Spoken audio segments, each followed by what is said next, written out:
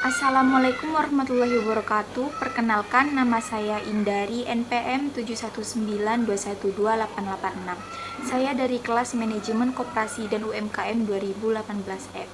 Untuk hari ini saya akan membahas tentang tugas-tugas kewirakoperasian. Tugas-tugas kewirakoperasian adalah menciptakan keunggulan bersaing koperasi dibandingkan dengan organisasi usaha yang lainnya. Keunggulan tersebut dapat diperoleh melalui A. Yang pertama, mendudukan koperasi sebagai penguasa yang kuat di pasar. Apabila masing-masing koperasi primer yang anggotanya para petani membentuk koperasi di tingkat atasannya atau koperasi sekunder, maka koperasi yang terbentuk akan mempunyai posisi yang kuat di pasar yang lebih luas. Demikian seterusnya. Tugas Warkop dalam hal ini adalah meningkatkan efisien koperasi melalui integrasi vertikal tersebut. Selanjutnya yaitu perbedaan koperasi primer dan koperasi sekunder. Koperasi primer di sini didirikan dengan beranggotakan minimalnya 20 orang dan orang-orang yang akan membentuk koperasi ini harus memenuhi persyaratan anggaran dasar koperasi primer dan memiliki tujuan yang sama. Selanjutnya, koperasi sekunder. Koperasi sekunder didirikan oleh sebuah organisasi koperasi atau beranggotanya koperasi primer dan juga memiliki kepentingan dan tujuan yang sama agar kegiatan yang dilakukan bisa lebih efisien. Selanjutnya yang kedua yaitu B, kemampuan dalam mereduksi biaya transaksi. Tugas Warkop kedua ini adalah menekankan biaya transaksi.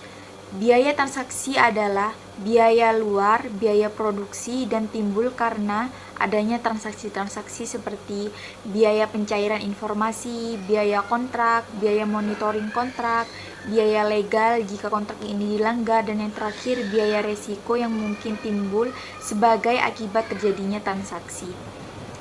Selanjutnya yang ketiga yaitu pemanfaatan interlink market. Interlink market adalah hubungan antar pelaku ekonomi di pasar. Tugas Warkop ini menciptakan kerjasama yang saling menguntungkan di antara pelaku dalam interlink market tersebut. Selanjutnya yang D, pemanfaatan tools capital. Tools capital adalah pengumpulan modal. Dimungkinkan terjadi pada koperasi karena usaha yang tadinya dilakukan sendiri-sendiri oleh para anggotanya sekarang dikelola secara bersama-sama dengan anggota yang lainnya. Tugas Warkop ini mengelola modal secara efisien dan meningkatkan peranan anggota dalam meningkatkan partisipasinya yang intensif dalam pemanfaatan jasa pelayanan koperasi dan partisipasi kontribusif dalam pembentukan permodalan yang baru. Selanjutnya yang E yaitu pengendalian ketidakpastian. Permintaan maupun pasokan yang tidak pasti dapat mengganggu proses produksi dan mengakibatkan kerugian atau mungkin keuntungan bagi perusahaan. Selanjutnya, penciptaan inovasi. Penciptaan produk dan layanan baru yang bernilai bagi pelanggan dengan cara yang didukung oleh model bisnis yang berkelanjutan dan menguntungkan.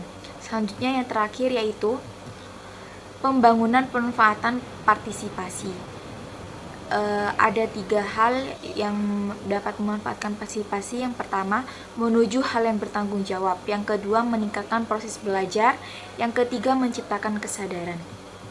Selanjutnya yaitu persyaratan keberhasilan kewirakoperasian.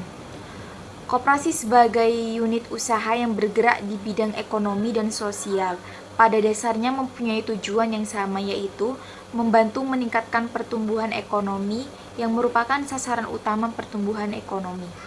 Perubahan yang meningkatkan produktivitas hanya dapat dilakukan melalui 2 jalan, yaitu yang pertama, melalui kegiatan inovatif, yaitu menciptakan bangunan baru dan penerapannya.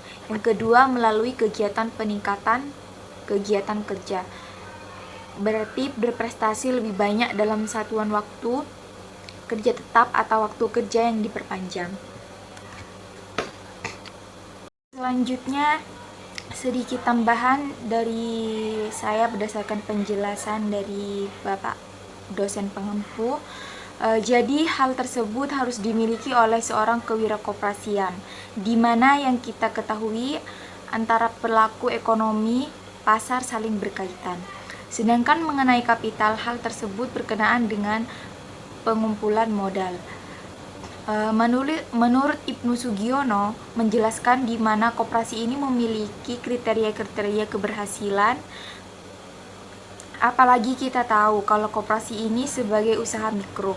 Jadi keberhasilan koperasi dilihat dari beberapa pendekatan sudut keperusahaan dan sudut efek koperasi. Yang pertama, pendekatan dari sudut koperasi, yaitu peningkatan anggota perorangan, peningkatan modal, peningkatan volume usaha, dan peningkatan pelayanan kepada anggota dan masyarakat.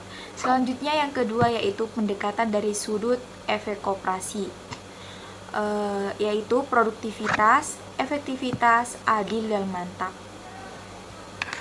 Jadi dapat disimpulkan bahwa hubungan kewirakoperasian dan ekonomi dan bisnis ini sangat penting karena koperasi sebagai salah satu ekonomi yang dipandang cukup representatif dalam wadah perekonomian rakyat yang selalu eksis. Agar koperasi lebih berkembang maka perlu adanya kewirakoperasian. Sekian yang dapat saya sampaikan, kurang lebihnya saya mohon maaf. Wassalamualaikum warahmatullahi wabarakatuh.